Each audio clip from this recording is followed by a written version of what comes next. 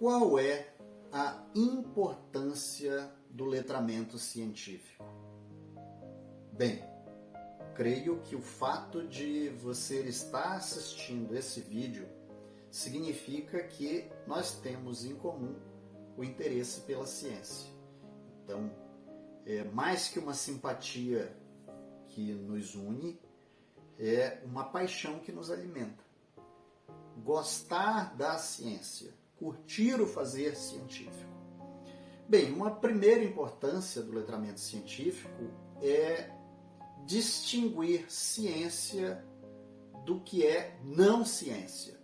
Então vejam, eu posso formular uma ideia, testar uma hipótese de que grandes corpos no espaço exercem influência gravitacional sobre outros.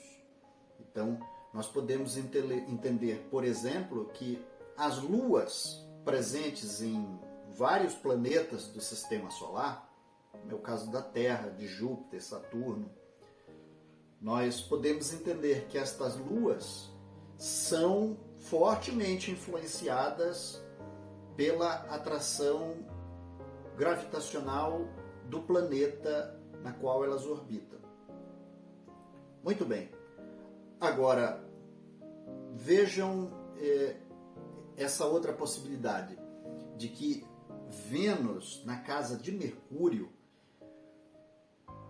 possibilita que você saia para simpatizar com alguém que você vai ficar, que você vai beijar horrores, que você vai casar com essa pessoa. Então, naquele dia em especial, pelo fato de você ter nascido há 20 e tantos anos atrás, a transição de um corpo celeste dentro de uma determinada faixa especial vai promover aí um chacoalhão na tua vida amorosa. Uhul! Bem, vamos combinar que é um tanto quanto difícil a gente conseguir estabelecer essa relação entre a movimentação de um planeta no espaço e as batidas do teu coração pelo teu futuro amado ou amada. Então, uma coisa é o conhecimento astronômico e outra coisa é o conhecimento astrológico. E deve ficar claro para nós qual é a diferença que existe entre aquilo que é ciência e aquilo que não é ciência. Da mesma maneira, a gente poderia dizer da seguinte maneira: quando alguém te coloca diante de uma teoria de que a Terra é uma chapa plana, acho que não tem como você levar a sério esse tipo de coisa, não é? Com tudo aquilo que nós já temos acumulado sobre o que é a estrutura do planeta no qual nós vivemos, a Lua que está no céu, que inclusive é redonda, o Sol que está lá no alto, que inclusive é redondo, e as múltiplas imagens que nós temos do espaço, não dá para tu acreditar que a Terra é plana. Então, isso contradiz todos os elementos científicos com os quais nós lidamos. E eu não tenho notícia se em algum momento alguém atingiu a borda da Terra plana e caiu. Tu conhece? Compreensão da ciência e das suas aplicações. É fundamental que a gente consiga perceber que há boa ciência e há má ciência. Então, a construção, a concepção, a construção e a execução de procedimentos que envolvem o uso de armas de destruição em massa, isso não é má ciência, isso é péssima ciência. Então, significa, diante de tudo aquilo que foi elaboração e construção da ciência, nós nos servimos disso para matar pessoas, e matar muitas pessoas. Por outro lado, a gente pode pensar na ciência que salva vidas. Na ciência que agora, nesses tempos pandêmicos, foi capaz de, no melhor dos seus esforços, produzir vacinas anti-coronavírus, anti-SARS-CoV-2. Ou ainda, a ciência que promove intervenções cirúrgicas precisas, ou ainda a ciência que favorece a germinação de plantas em condições adversas. Então, nós precisamos compreender o que é a ciência e a sua aplicabilidade, olhar para isso criticamente. O conhecimento do que vem a ser ciência. É claro para todo mundo o que é exatamente ciência e o que não é? Então, quando há dois grupos discutindo, um enormemente majoritário, que diz que mediante testes clínicos, mediante avaliação de pacientes, mediante o entendimento farmacocinético de uma determinada droga, e se estabelece que ela é útil para o tratamento de uma determinada doença, refutar isso é uma negação boba. E o inverso é verdadeiro. Se você tem um grupo majoritariamente grande que diz que um determinado tratamento não funciona, inclusive aponta provas disso, a negação disso é anticientífica e, vamos combinar, muito idiota. Então, se tu ainda tem aquele amigo que defende o tratamento precoce anti-Covid, tu tem que recomendar para ele ler. Ele tem que pegar os ensaios clínicos publicados em revistas que têm estofo científico e mostrar para ele que ciência não é mera questão de opinião. A ciência se baseia em argumentos. Especificamente, quando a gente está falando de organismos biológicos, o que deve predominar é a repercussão clínica do tratamento utilizando determinado tipo de produto. Se o produto funcionou, ótimo. Agora, se o produto não funcionou, lamentavelmente, ele não poderá e não deverá ser usado. Independência no aprendizado da ciência. Uma ciência tem que ser independente de qualquer outro ponto de vista que não seja o próprio conhecimento. Então, vejam, conhecimento não casa com religião, por exemplo. Vejam, isso na Idade Média deu muito ruim. Vários carinhas foram para a fogueira simplesmente porque sustentavam que não é o Sol que gira ao redor da Terra. É o contrário, é a Terra que gira ao redor do Sol. E, inclusive, sustentar que a Terra não é plana, que a Terra é redonda. Então tu vê que parece assim que algumas pessoas ainda vivem numa era medieval. Portanto, a ciência não pode estar vinculada a dogmas. Aliás, uma característica da ciência é ela ser antidogmática.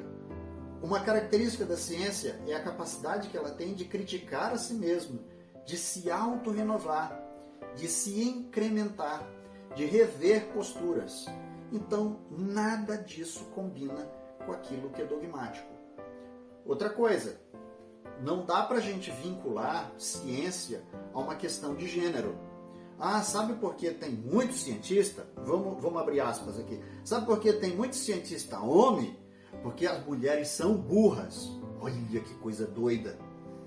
Mas, lamentavelmente, esse tipo de pensamento tacanha, medíocre, escroto e machista, isso existiu em outras épocas e ainda existe hoje, que faz muita gracinha com o potencial das mulheres como cientistas.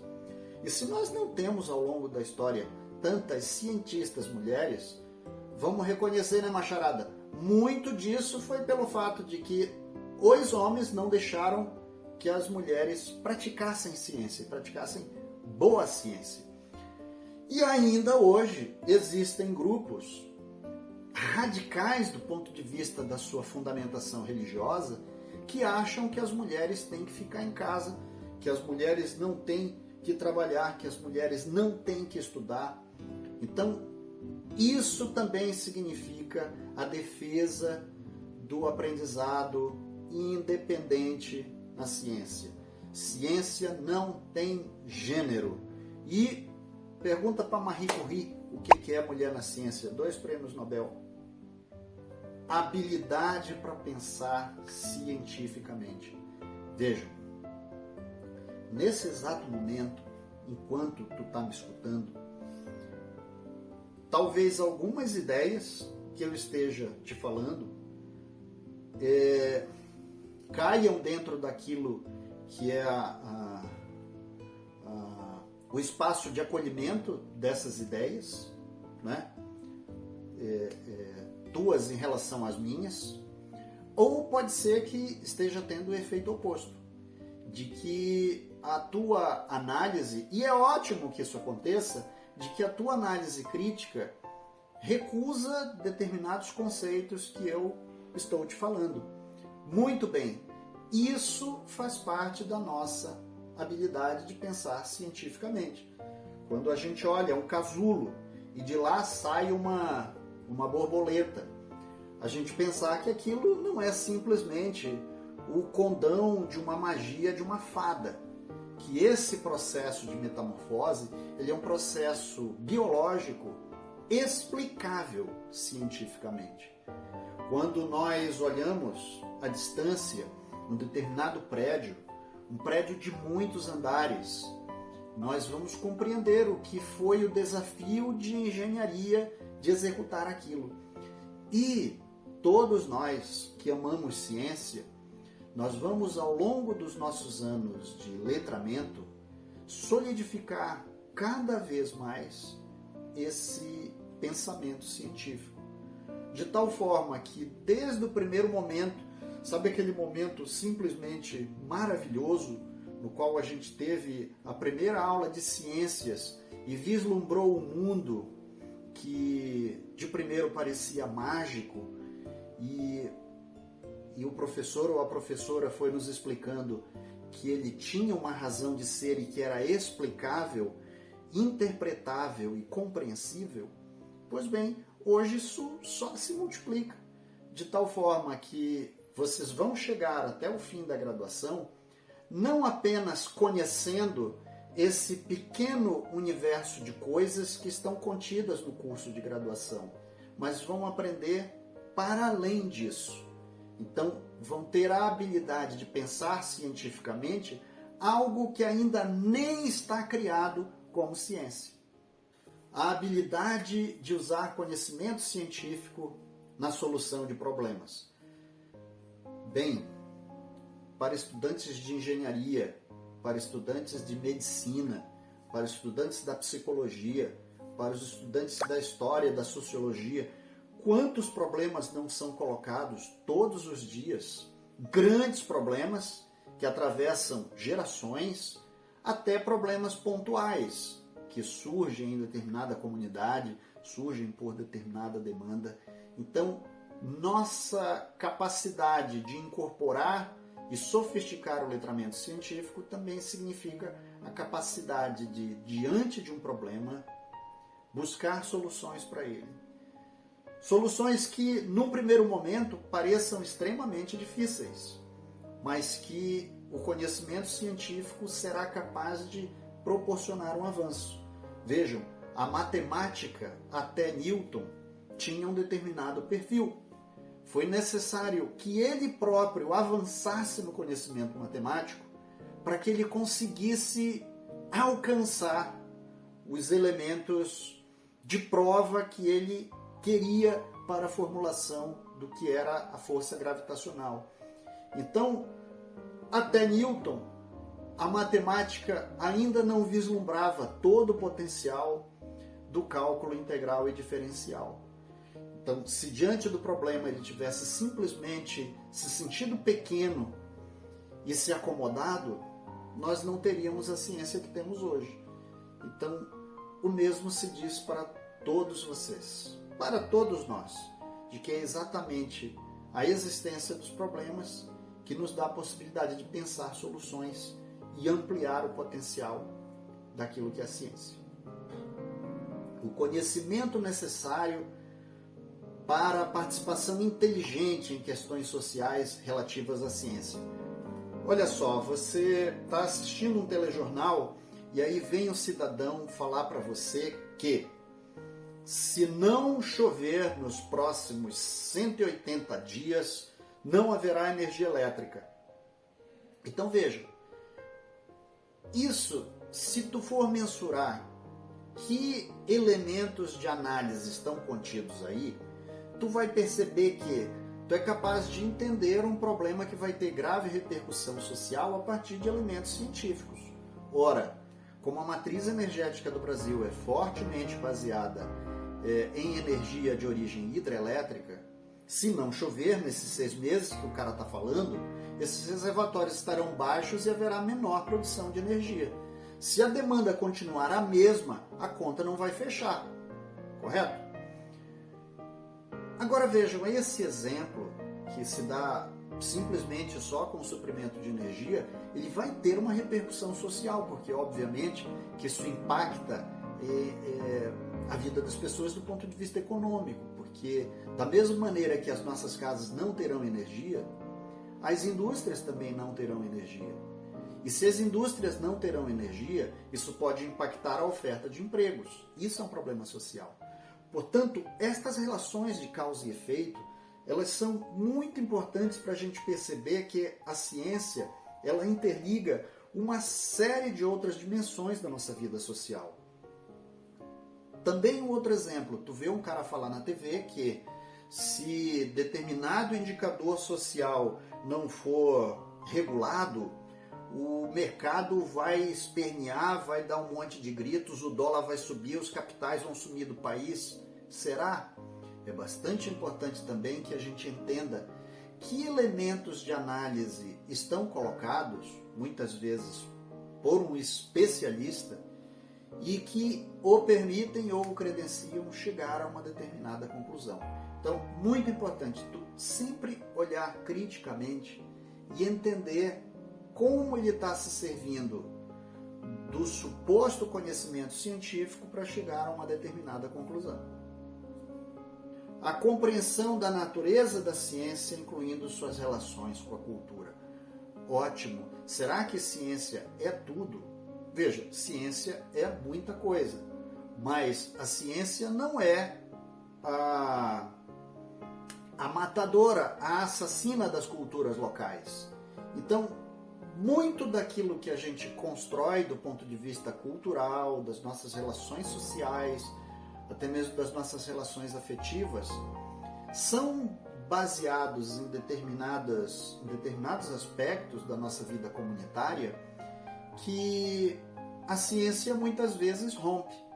Ora, nesse mundo globalizado, nós vamos perceber que em vários momentos, aquilo que era uma cultura local foi se diminuindo em relação à predominância de um determinado item que vem lá do outro lado do mundo, né? Então, alguns aspectos da própria comunicação favorecem isso, né?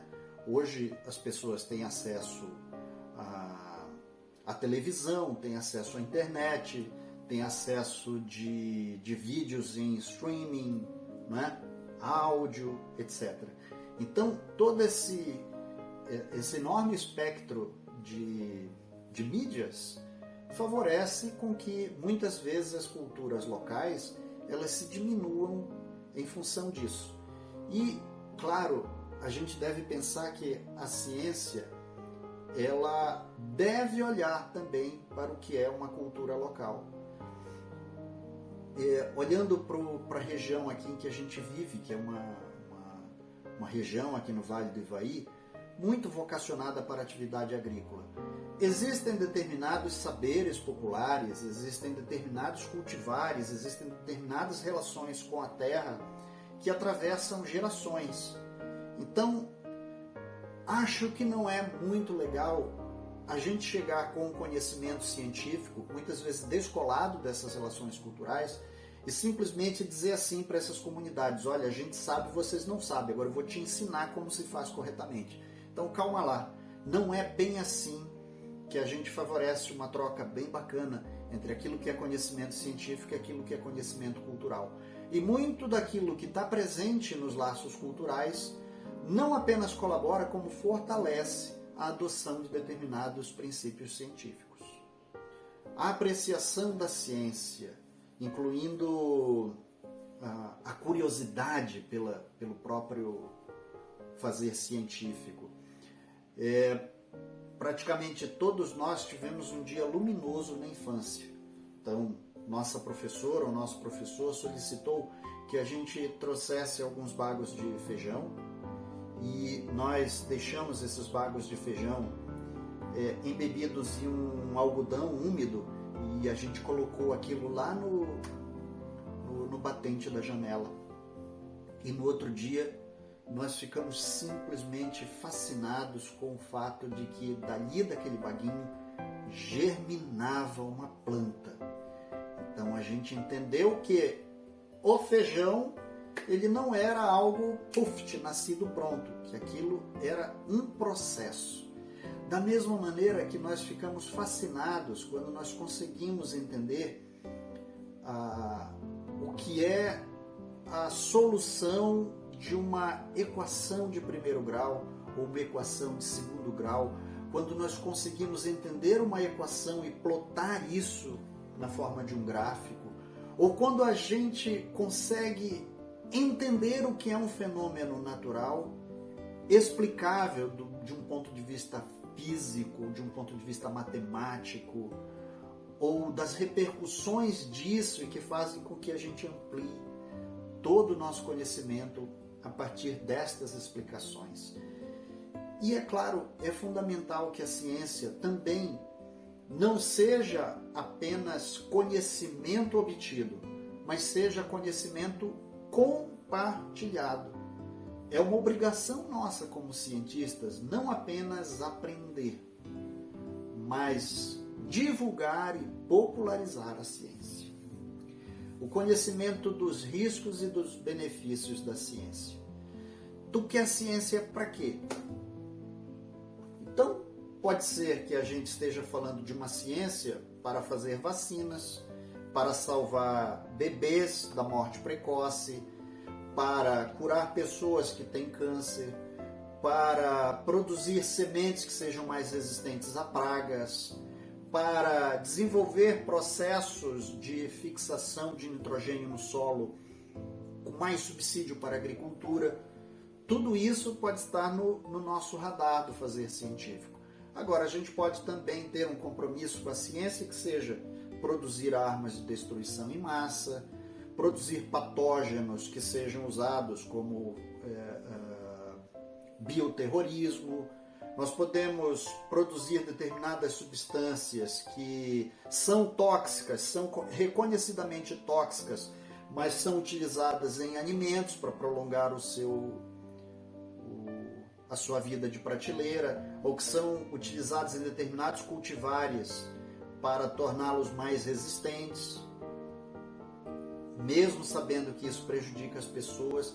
Portanto, deve estar claro para nós a serviço de quem nós estamos. E eu defendo que a ciência deve estar a serviço de toda a comunidade planetária, não apenas da comunidade humana, mas de toda a comunidade biótica do planeta. Deve ter a preocupação com a fauna, deve ter preocupação com os animais não humanos, deve ter preocupação com o que são todas as estruturas geológicas do planeta. Portanto, nós devemos fazer uma opção. A ciência não é neutra. A ciência não é neutra. A ciência tem lado. E o lado da ciência é o lado do planeta. É preservar o planeta e desenvolver as comunidades, protegendo-as dos malefícios diversos que existam no próprio mundo, inclusive os malefícios provenientes da própria ação humana. E, claro, se a tua opção for o contrário, se a tua opção for por um modelo de ciência desenvolvimentista, mas predatório, meramente economicista, tu quer ser cientista para ganhar dinheiro, para tu se dar bem, para tu viver uma vida ali no Fausto, puta, que pena, isso é um enorme desperdício. A ciência não precisa de gente escrota assim. A gente precisa de cientistas comprometidos com o desenvolvimento, o florescimento da vida no planeta e que esse planeta sobreviva à nossa geração. que a gente legue um planeta viável para gerações futuras. A habilidade para pensar criticamente sobre ciência e negociar com especialistas. Veja, você pode ser muito bem passado para trás numa discussão simplesmente porque tu é um ignorante. Então, a ciência te possibilita olhar criticamente para aquilo que é dito para ti e encontrar na tua visão crítica mecanismos que desarmem essas falcatruas, essas falsidades, né? Muitas vezes que vêm travestidas de ideias. Então, a nossa formação, a nossa habilidade como cientistas, ela deve ser densa o bastante para que a gente consiga enxergar criticamente aquilo que nos está sendo dito, sobre os mais diversos tipos de assuntos, sobre o que é a realidade social, sobre o que são perspectivas econômicas, sobre o que é uma ameaça biológica, sobre o que é a prospecção do espaço, enfim, sobre o que quer que seja.